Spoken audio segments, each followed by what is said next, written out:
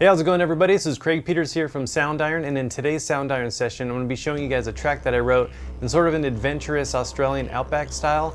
And this is going to be for a demo that I wrote for Didgeridoos, which is our newest library.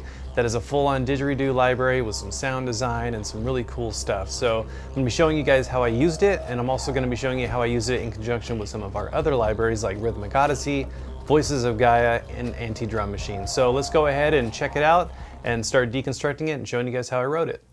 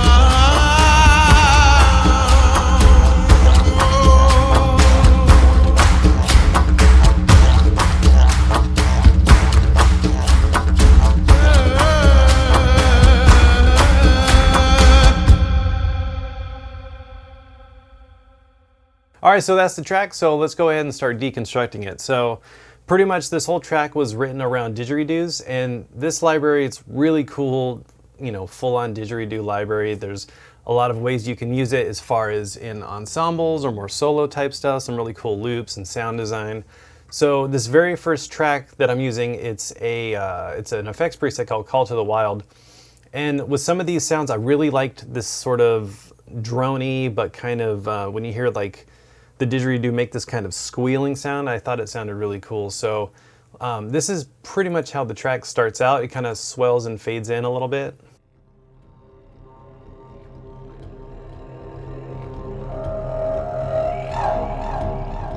I don't know, that sound is just so cool. It has this really almost sounds like this like wild bird or something. So I thought it was kind of cool.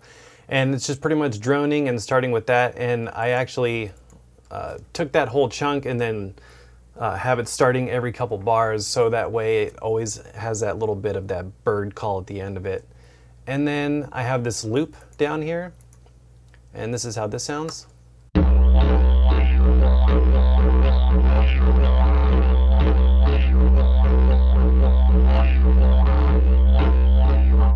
And then I also have this loop that's going on. This is a little bit more of like a slower type of doon, doon, doon, doon, doon, doon, doon, doon, doon kind of loop. And then I have another faster loop more towards the end. But this is how this sort of slow loop sounds. And this is just to kind of give it a little bit more motion. And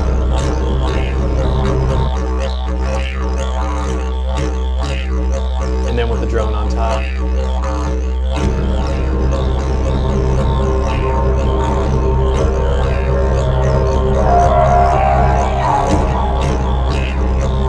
So I thought that was a cool sort of way to kind of reel you into the track a little bit. And then I really thought, what a perfect way to sort of bust out Rhythmic Odyssey than this track. So I have some Rhythmic Odyssey going on too, and this library, it just kind of seemed like the perfect addition to this kind of track, because David Oliver has so many different types of drums and just really cool ethnic and tribally sounding stuff. So I just thought it would really work well for this. So I'm using a few different tracks from Rhythmic Odyssey. So I'll go ahead, I have these soloed to a group. Now let's just go ahead and listen to Rhythmic Odyssey. And first I have this the shaker sound.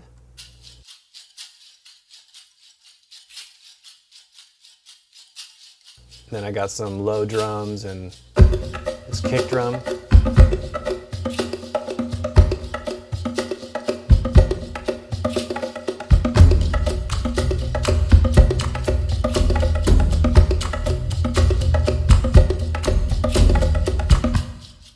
then I did a little bit of panning to some of them just to kind of maneuver them around a little bit in the space. So I have this shaker panned about 50% to the left.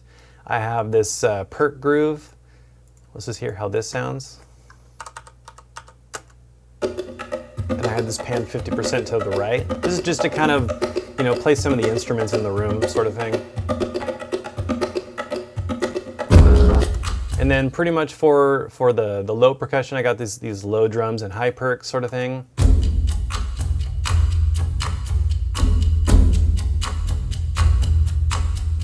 And since this is kind of more like the low drums, I wanted to have them more centered just because that's where a lot of the more like low end instruments sit best, I think. And then I also have it layered with this kick drum sound. So let's just hear this by itself.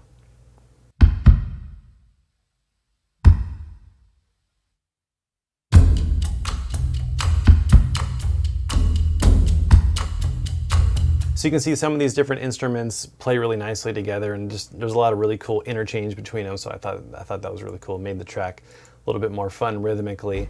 And then let's just go ahead and listen to everything. Let's see. Let's go back. Let's listen to all this.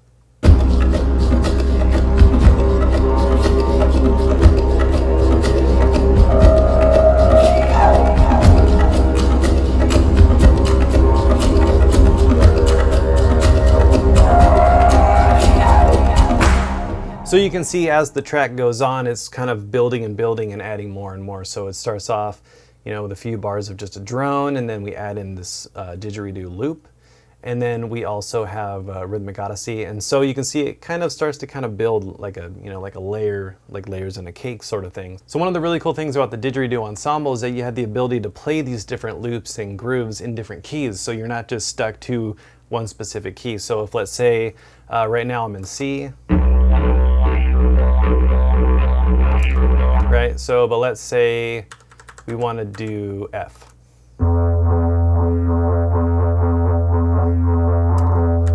Or maybe G sharp.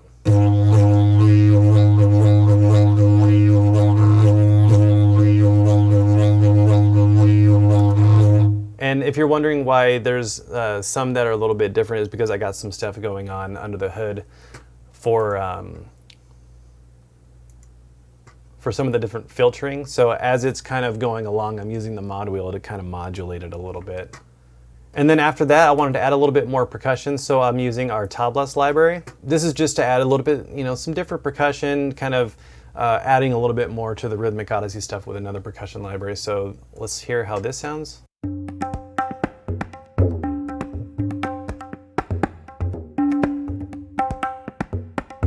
And this is using our sequencer.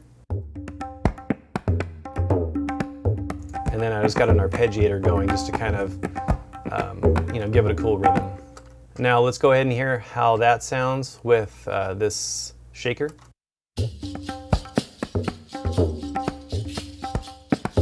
So I thought that was cool. And then also I got this this didgeridoo solo. And what this is using is this this beatbox articulation. And this one's really cool because it's kind of taking the didgeridoo and using it a little bit more like a drum. So let's go ahead and listen to how these sound together. I'll solo this.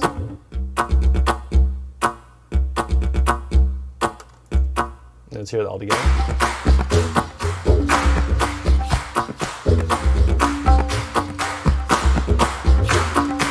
So I thought that was cool. And then you can hear right there, these claps are getting introduced, and I'm using our Antidrum Machine for that one.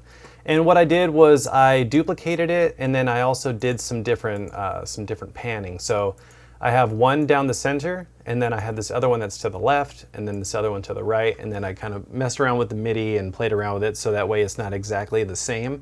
So it sounds a little bit more varied and kind of not exactly quantized to the grid.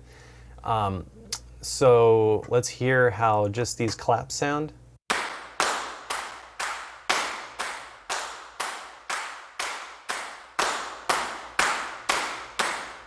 So I wanted it to sort of have this kind of, there's, this big kind of drum circle, or big kind of like music circle, and, maybe for some of the people that aren't necessarily playing instruments but are kind of getting in on the jam a little bit, they're just, a bunch of people just kind of clapping together. So I thought that'd be cool. And yeah, this is from our Antidrum Machine. This is the body and voice ensemble. So there's a few different sounds to play around with.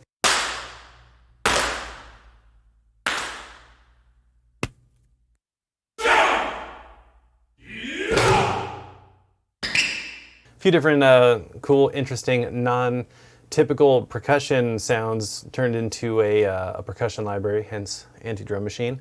So we got that. Now let's go ahead and move up a few bars. So then I got this other fast loop from our Didgeridoo ensemble, and this is how this sounds.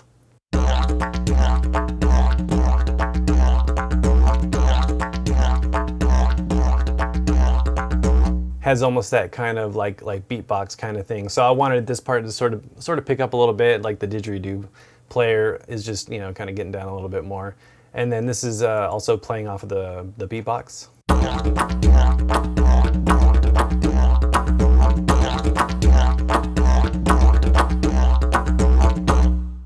Some other Rhythmic Odyssey going on. Some shakers. Then we got some low drums.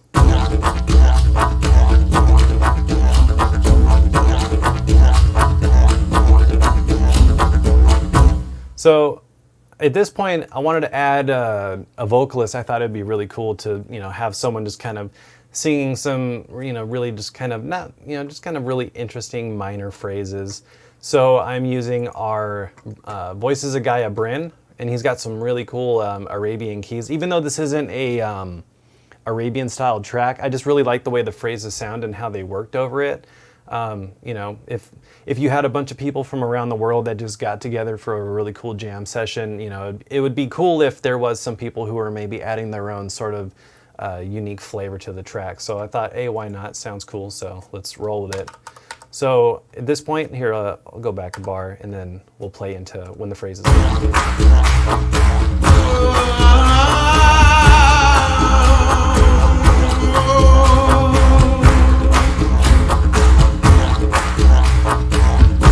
again right here.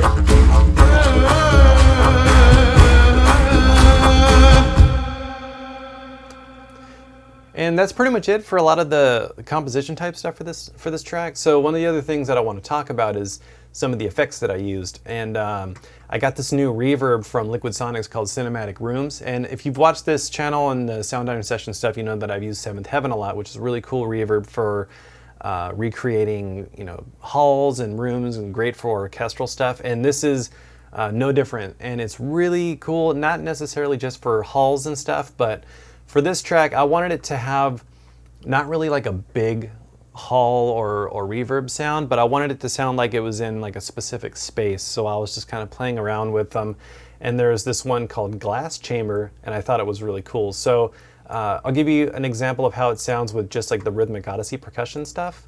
So if let's go right here where they're all playing. I'll turn it off. So super dry. You can hear a little bit of room on the recordings of the Rhythmic Odyssey stuff, but you can hear this kind of livens it a little bit, which I thought was cool.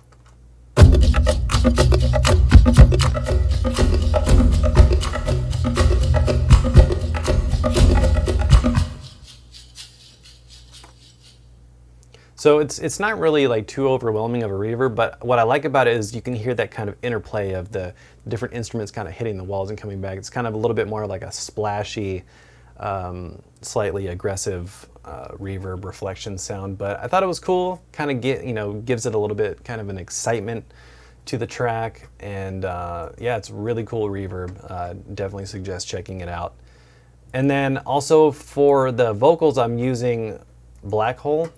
I just really like this reverb. It definitely gives it like this really atmospheric and ambient sound, and I'm using this on the vocals. So let's go over here to the phrases and I'll show you how this sounds. I'll turn it off and then you can hear it with the reverb afterwards. Let me go ahead and solo that.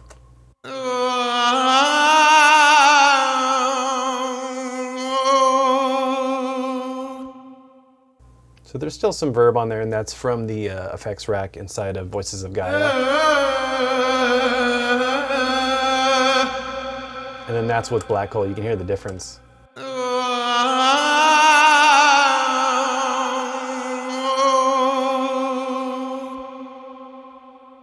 Just has this big kind of floaty tail, and in the context of the mix, you know, it definitely gives it that ambience and that atmosphere. But I really think it kind of helps sort of like bloom when his parts come in. I think it's pretty cool. So let's go ahead and listen to everything.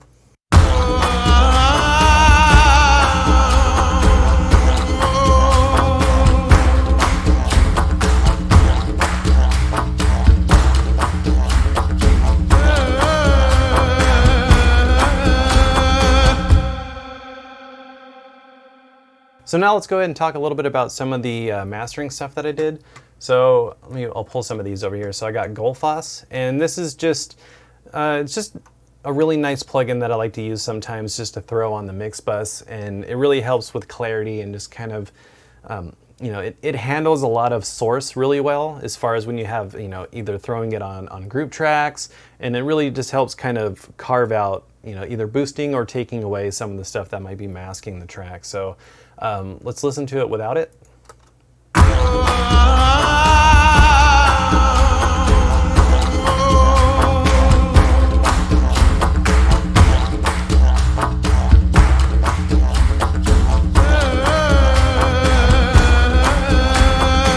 So it's one of those plugins that's it has to be used very subtly, but it definitely helps in the context of the mix. And then I'm also using Virtual Tape Machine, and these are just some settings that I took from a metal mixing engineer.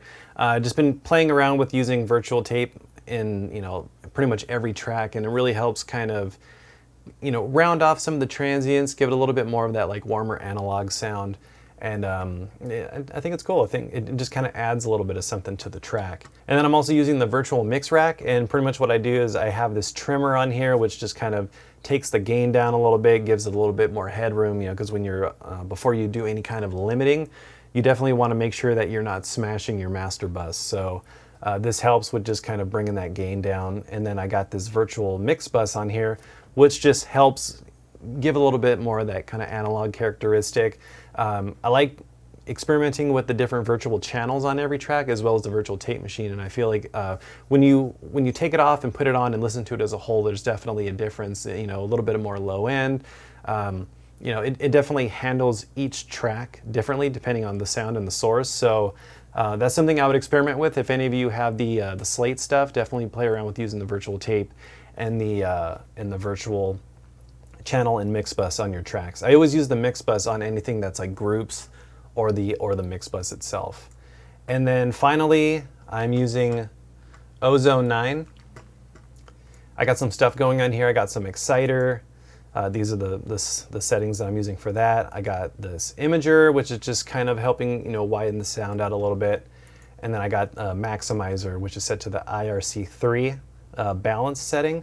And then I just kind of do like a ceiling of 0.2 and then just bring down the threshold till I get the volume that I want. And that's about it. That's pretty much it for this Soundiron session. All right, so that about wraps it up for this video. I hope you guys enjoyed it and learned something from it. If there's anything you would like to see on future Soundiron sessions, definitely drop them in the comments, because we'd love to hear some of the stuff that you guys would like to see, or specific things you'd like to see covered on Soundiron sessions. So if you want to learn any more about Didgeridoos or any of the other libraries that I use in this video, definitely go to soundiron.com to learn more. I want to thank you all so much for watching, and we'll see you in the next one. Take care.